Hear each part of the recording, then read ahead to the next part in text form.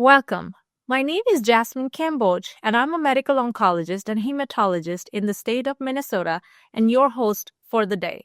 Empowering Oncologists is a podcast brought to you by OncoDaily, where we focus on day-to-day concerns of an oncologist's being and workflow with a vision to find sustainable solutions. Before we dive in, a disclaimer. The views shared on the podcast are an individual's and in no way are contributions from any institution, organization, or guidelines. For our session today, we have Dr. Doug Flora, Executive Medical Director of the Young Family Cancer Center at St. Elizabeth Healthcare in Edgewood, Kentucky. Dr. Flora is also the President-elect for the Association of Cancer Care Centers, also known as ACCC, and the Editor-in-Chief of the peer-reviewed journal AI in Precision Oncology. In his free time, Dr. Flora likes to travel and read. Dr. Flora, welcome and thank you for being here. Thanks for having me. It's a pleasure. Tell us about your journey. How did you choose community oncology? Yeah, it's a windy story, but a fun one. Started not so fun. My mom was diagnosed with metastatic breast cancer early on and passed away around 43 years of age. And my brother and I drifted naturally towards oncology. I think maybe to gain control over that. Lack of control would be my guess now as a 53-year-old man. That wasn't clear 20 years ago, but came to practice here in Cincinnati after training up at Ohio State for medical school and loved it here. Built my home, built my family, and had the opportunity to take a place here at this place where I work now, a wonderful place, and never looked back. So I've been quite happy here. Very cool. And we're gonna pivot towards your AI interests. And in full disclosure, I did use ChatGPT to devise some of the following questions. So, how and when did you get involved with AI in oncology? I took an administrative role here as executive medical director about 8 years ago, and really struggled with some of the difficulties facing administrators. I never knew that as a doctor in practice. Kinds work really, really hard. And a lot of the things that we were facing were things that I didn't have easy solutions for. Staff crises, lack of availability of good data to make good decisions, difficulties with the complicated medicine that we're practicing now, right? Oncology's gotten increasingly complex. And I fell into technology solutions fairly early. I read Deep Medicine by Eric Topol, who's turned out to be a great mentor to me. And really loved the idea that you can use technologies to make care more human. Leaned in about 5 years ago pretty heavily, and then AI splashed upon our shores in November of 2022 with the arrival of GPT, and I guess the rest is history. In your current practice, where all are you using AI? We're a moderately sized hospital, so pretty much all over the place. In my own building, there's diagnostic mammography being overread with our augmented radiologists. We have GI Genius for our colonoscopists. We've had lung nodule management software from a third-party vendor recently moving to Epic, I think, very shortly. Looking at overreads of those, all of the EKGs, all of our sepsis bundles, a lot of stuff in the back of the store in terms of the business intelligence and so on. But it's crept gently, right? But consistently in, and there's been relentless progress probably over the last 2 or 3 years to add even more. You mentioned business intelligence. What does that mean? That's the things that the doctors would like to act like doesn't happen. Revenue cycle management, prior authorization, fighting with payers, coding, those sorts of things, medical documentation for providers or for physicians. All of those are things that I think are important to make our lives sustainable as people who practice medicine. But we're blessed that most of the time we don't have to get our hands dirty, and that's done in the administrative hallways. But it's equally important if we're going to take good care of our patients. Absolutely. And these are the things which we are all complaining about in our surveys where we complain about burnout. It's the administrative burden. Nobody has issues dealing with the patients and their staffs. We all love to do that, right? But it's the administrative part we all don't like. Dr. Flora, you have learned so much about AI, and how do you propose it's going to change cancer management or diagnoses, or how reliable can AI be in answering our cancer-related questions? Well, we're in the infancy, right? This is a couple years old, and I don't think everyone has all the answers. I will say I've had the privilege of speaking around the country on it, which puts me on panels with some really, really smart people, people from some of these tech companies like OpenAI and Google. I will tell you, I think the sky is the limit. The promise and the peril are great. And I guess that's part of why I've leaned into it and why I've encouraged my colleagues to do the same. I don't want this to happen to us once again, like the electronic record did back in 2011, 2012, where we were sort of trusting and asleep at the wheel. And then we woke up and we had a billing software and not something that really helped us care for patients. Right. I don't want that to happen again. And so my quest now is to democratize these tools responsibly. That's why I started a peer-reviewed journal so we could share validated data that peers had reviewed. But I'm an optimist now. I think I can see a lot of places that these tools are going to help us in the near term. And I'm an advocate, and I'm so interested in advocacy and policy all the time. How is policy keeping up with AI? Because AI is so fast-paced and policy is just the opposite of it. Yeah, very poorly. I don't think even the companies building the tools understand how to regulate. And many of them have been the loudest, most ardent people asking for regulatory effort. EU is a little ahead of us, but not far. And so a lot of us are self-governing and trying to recognize that there are 18 pieces of PHI that can't go into GPT. You have to really be careful about bias in that we're training these transformers, these GPT models, and so on. So I do think there's a lot of work to be done there fairly quickly. Pivoting on, Dr. Flora, to your journal. You are the editor-in-chief for AI in Precision Oncology. Tell us, how did this idea come into inception? Like, what was the beginning of this journey? Not unlike my start leaning into AI from an administrative standpoint, I tend to have a bias towards action. And when I find problems, I like to address them rather than complaining about them. So I was trying to educate myself with peer-reviewed literature rather than just hype and rather than just hope. And I couldn't find a great place to read that. JCO Informatics is fantastic, as the New England Journal of Medicine AI, but they're a little broader than the things that I wanted to do. In my journal, we tend to try and democratize the technologies. And I've gone more in the vein of like the oncologist. Right. And lots of reviews, lots of mini reviews, lots of editorial front matter that's much easier to read, where you don't have to be a computer engineer or computer scientist to understand. And we're not printing a lot of code or anything like that. It's more practical tools, practical applications of these tools. So I'm going to ask you a very basic question. If somebody wants to start a journal, a peer-reviewed journal, what's the first step for them to do that as a community oncologist? Because none of us is trained to do anything like that. Been a great adventure for me. I'll tell you who I credit publicly quite a bit is Lee Schwartzberg. So when I was coming up, probably late 2000s, Lee started a fantastic journal that I love called Community Oncology. And since I was in a city where we didn't have an NCI designate, still don't, I love that journal because it applied to my daily life as a community oncologist. And that was where the inspiration hit me, was to think, wow, that's impactful for people like me that don't have access to that information. So that was the nidus of it, is thinking that, this person who I'd respected for most of my career, for all of my career, had done it. And so the path had been worn before me. Very cool. Very cool. It's so inspiring to see people who have done something similar that you want to do. And there's so much mentorship there that we can utilize to our advantage. All right, Dr. Flora. So in 2023, you interviewed Dr. Eric Topol, who you just mentioned as well, who is the author of Deep Medicine, which is a book on AI and how AI can make healthcare human again. Any specific insights that came out of your interview? What can we, one or two learning points that we can share with our audience here?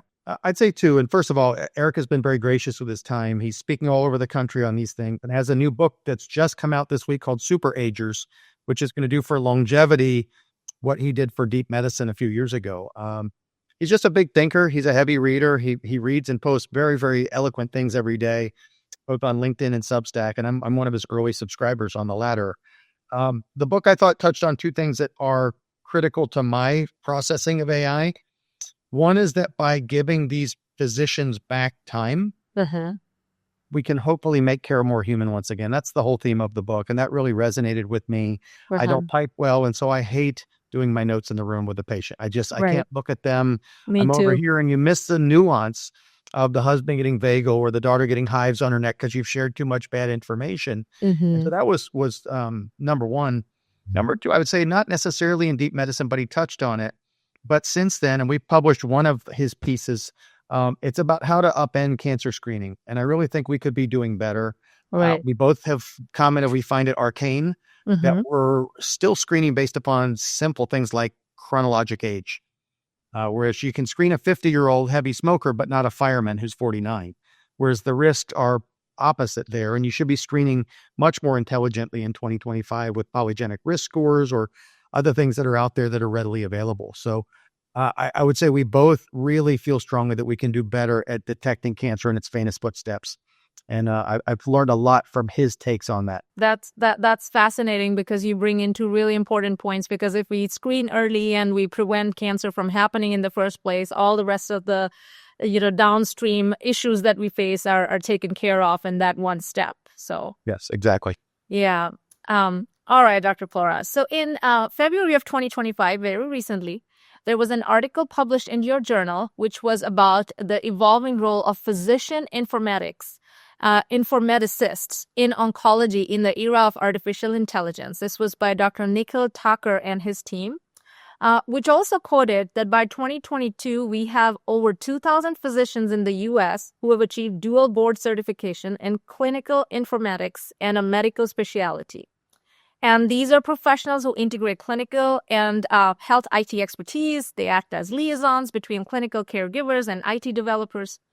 Tell us about the role of these physicians, and are these physicians the key leaders who are going to bring meaningful and comprehensive integration of AI into clinical practice in the next 5 to 10 years? I certainly think they have a unique skill set that will let them accelerate it.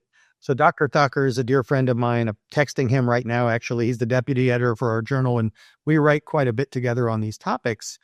He grew up coding, as many did that ended up going in medicine. And so he's really, really one of the few people who I think understands that the things that happen as the ghost in the machine, the real inner workings of these vectors and these tokens and transformers. People like Deborah Patt, similarly, Deborah went back and did extensive training in informatics, now runs Texas Oncology as their EVP and is COA president, one of my dear friends and partners, and we work together on a lot of these projects together. But there's a bunch of them, and you're starting to see them asserting their knowledge base. Mm-hmm. Just like you have people who are experts in breast cancer, just like you have people who are experts in PI cancers or colon malignancies. Mm-hmm. I think this is a skill set, and it's not one for once that really favors the 62-year-old chairperson at an ivory tower. Mm-hmm. It's often younger physicians. And so I love that social media has given them a voice. I'm not one of them anymore. I'm 53, but I'm watching a whole cadre of people come up with all the technical knowledge and all the medical knowledge. I think that it's very promising. The rest of us had to do it the old-fashioned way. I went and took the MIT AI and medicine course. A lot of people are taking the Harvard course. We're filming a course, Deborah and myself and some others, to try and democratize these technologies for other practicing oncologists. But it's here, and it's inherent upon us to learn to use these tools, just like we relearned immunology or genetics in the last few years. Right. So are there like fellowship programs designed around informatics or? I'm familiar with one. There are a few med schools that are starting AI programs as well, but right now it's still, the majority of these are online courses. Tons and tons of free courseware through OpenAI, through Google, through Microsoft, through others like that. And then a couple courses through some of the major institutions. But a lot of this is moving so fast that by the time you read a book, it's outdated. Right. Absolutely. So one additional question on these physicians, because it was an eye-opening piece of information for me that there's such a class of physicians which are dual certified. Do you think they would play a significant role in policy development for AI as well? Well, certainly a lot of those are embedded in government right now, figuring these things out. And I would say also, you're starting to see this in ASCO as well. We have 6 guiding principles the ASCO AI task force came forth with to try and guide us as practicing oncologists, the 19,000 of us or whatnot. There's an AI community through the ASCO site. And I would encourage people who are interested enough to listen to your broadcast to check that out. And there's almost a daily conversation where people are sharing good articles or survey instruments, or what are you guys doing with this tool? Who's using this? As an early community. And I will tell you, I'm involved in 3 talks at ASCO in June shortly. Yeah. And there are dozens of good AI talks by dozens of very good doctors who've learned AI. And I'm looking forward to quite a few of them. Wonderful. I'm glad that you brought in community of practice, because it's anyone can join it, folks. It's on myconnections.asco.org. And I think they have their community of practice a session on Sunday in the evening. I'm forgetting the time for that, but I'm looking forward to attending it myself. Thank you. All right, Dr. Flora, pivoting away from AI. So you are the president-elect for Association of Cancer Care Centers. Tell us about how did you get involved with ACCC, and what is your vision as the incoming president? It's a great organization. For those who don't know, I think it really bridges the practical applications of what we learned at ASCO. We get these great things and say, this is a new standard of care. You're going to have to give this patient immunotherapies. But then there's 2,100 of our cancer centers out there that are ACCC members that are struck with, what do I do now?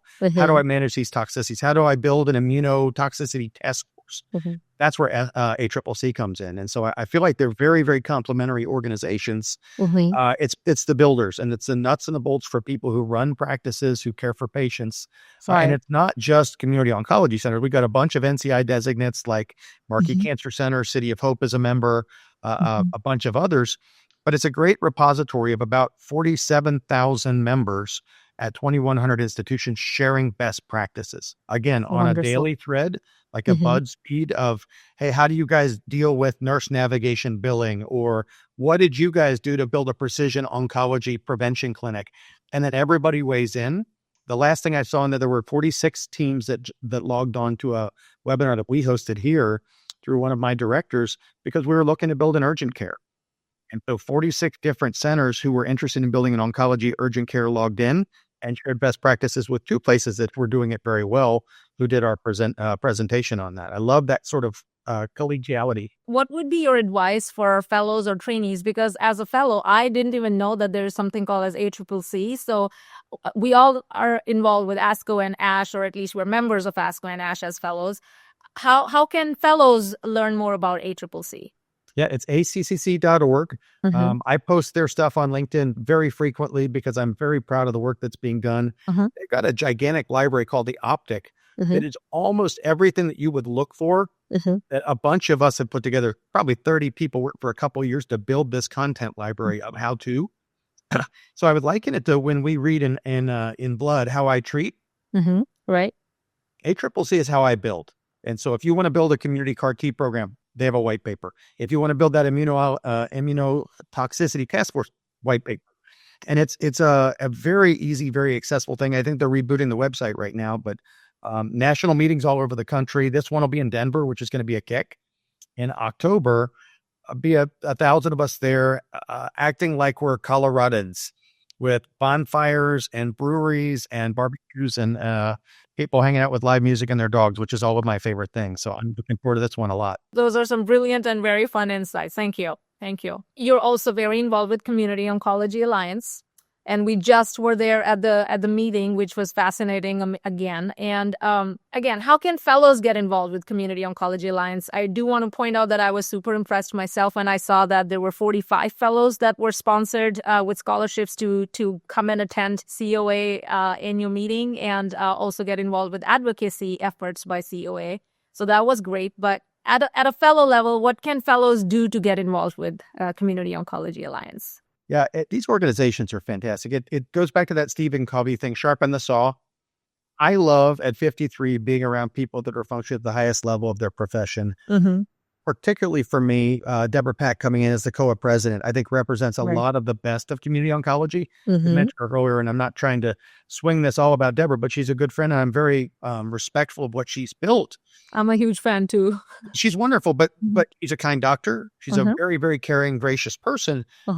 But she's also an academic at heart who does really, really good work, really good clinical trials, who's really introduced a lot of these AI tools responsibly into Texas oncology. And so when you're surrounding yourself with people like that, you leave these conferences or these congresses feeling just exuberant about the choices that you've made in your life, the practice that you've pursued. So for me, it's a great way to combat burnout and learn best practices from people that I admire and respect. I'm we're both probably going to be leaving for Chicago shortly in a couple Right. weeks. And Mhm. that's Christmas for me, to see all my old friends that I trained with, Aw. all of my mentors, and Mhm. then hear engaging talk after engaging talk to remind myself that you are part of a greater community that wins and loses with you as you go into the patient's room. And, being an oncologist is a tough career. It's a daunting thing scientifically to keep up. It's an emotionally draining thing if you do it right. And I just love being around other people that are in the fight with me. And I feel like that's the best advice I give a young fellow is establish your personal Mhm. board of directors, establish your community, Right. early and invest in those relationships. And you've done a great job at that. Obviously, you know everyone. So Not quite, but yes, trying to. Thank you. Thanks for that. Um, to the fun part of the podcast. I mean, the rest of the podcast was very fun too.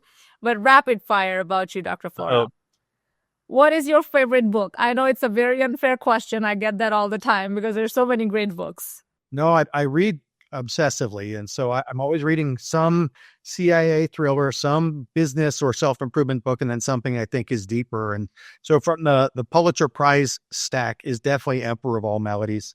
Changed the way I live my life as a doctor. Learning about someone like Mary Lasker, who's a big part of the book for those of you guys who haven't read Sid Mukherjee's book. Um, she probably saved more lives in advocacy than I can with AC and Taxol downstairs. And so I Mm-hmm. really leaned into the role of being a cancer advocate at the national and state level, Mm-hmm. um, recognizing that our patients need us in that fight as well, as we're seeing cuts in research funding and Right. the haircut that's been given to the NCI and Mm-hmm. CDC in the last couple of weeks. We, as the people fighting in the trenches with our cancer patients, need to use our voice and let Ton. people know there are great places that this federal government can cut and save waste, fraud, and abuse. But I probably wouldn't start with Mm-hmm. Medicaid, where Right. 8 of 10 kids in poverty are served, or this disabled or the pregnant. And so use your voice. And it's a plurocracy here. We can say what we think and believe and represent our people, and other people can too. And we would have to trust that our elected leaders listen to every voice and make the best decision for the greater good. But I don't want to be the one sitting on the sidelines when things like this are going south. Absolutely. Absolutely. We have to stay engaged. Absolutely. Your favorite leader. Favorite leader, Mark Harrison. Okay. I don't know if you And know why Mark is that? Harrison. For those of you, Mark is former CEO of Intermountain Health. It's a 74 hospital system. I don't know how many it is now, but Mark was fantastic as a healthcare leader when Mm-hmm. I was coming up, was Mm-hmm. gracious enough to give me time. I flew out to Salt Lake City to meet with him Mm-hmm. and ask questions one morning at breakfast and fly back home. I just really loved his approach to creative solutions to healthcare problems and starting with first principles and saying, because we've always done it that way is not the right way to do it. I loved his approach to deconstructing problems and addressing it from the patient forward. Wonderful. Your favorite cancer study. Flora. It has to be a non-biased answer. Oh, no. I just, Flora too? No. You know what? I will say lately, Mm-hmm. I've been reading an awful lot about multi-cancer early detection Mm-hmm. and MRD. And I am fascinated that these technologies are starting to become good, really. Yeah. And they're not quite ready in all circumstances for prime time. But I can see 10 years from now where it might actually be a standard of care and we're not doing films screening single disorders, single organs by then. And so I don't mean that as hyperbole. I'm just very, very excited about some of the abstracts that I've read for June. It's going to be a cool year, cool summer in Chicago to learn about ctDNA. Absolutely. Absolutely. Your favorite restaurant in Edgewood, Kentucky. I cheat a little bit because I was just there a couple nights ago. Downtown Cincinnati is a place called Boca. Okay. Is about the best 10 bites of food I've ever had from 10 different food groups. Everything I eat there, I swear by. I just hosted Arif Kamal, who's the chief medical officer, the chief patient officer for ACS. I told him the same thing. Like, if you are in Cincinnati, Ohio, don't go to Boca and get the Brussels sprouts. You've missed out. Aw, well, we have to keep that in mind then. You love to travel, Dr. Flora. What is your favorite place to travel to? The only place we've gone twice is Iceland. Love that. I love the Lofoten Islands of Norway. I'm married to an avid hiker, and my whole family likes to be out in nature. Aw. Those two were both pretty special. I Mm-hmm. tell you, though, you put me in any ancient city square Mm-hmm. next to some cafe, Mm-hmm. a large stein of beer in Munich, or Croatia or Istanbul, I'm a pretty happy guy to see my family around me, having a Oh, great time, surrounded by history or art. That's a pretty fun place for me to be. wonderful. That is so touchy. One piece of advice you would give to yourself of 10 years ago. Don't compare your chapter 1 to someone else's chapter 30. I think we do Very that. well said. When you mentioned those fellows, Mm-hmm. I was you. Mm-hmm. I was coming up. I trained at University of Cincinnati. Mm-hmm. I stayed in Cincinnati because my child care was here and I had babies as a fellow, and never really had the opportunity to chase that dream of going to one of these fantastic high-end centers to train in clinical trials with a good, NIH R01 mentor. I had great mentors at UC, but I missed my opportunity probably to be a researcher. And I'm probably an academic at heart. So we've got a great clinical trial center here. Coincidentally, my brother runs it. But I find myself looking at my friends who went to some of those places and had, lots and lots of experience with technical writing and grants and medical literature and feel less. And I know that's not how you're supposed to feel, and I'm better at 53 than I ever was. But I found that comparison is unhealthy. Respect everybody's journey. We've all gotten to places in our life with completely different baggage and tools. And now that I'm looking back a little bit, I'm tickled where I landed. And each one of these experiences was formative for me. And when I was comparing my chapter 1 to some senior researcher like Lee Schwartzberg, I felt inferior. Now I'm as old as Lee was when I thought he was fantastic. He still is.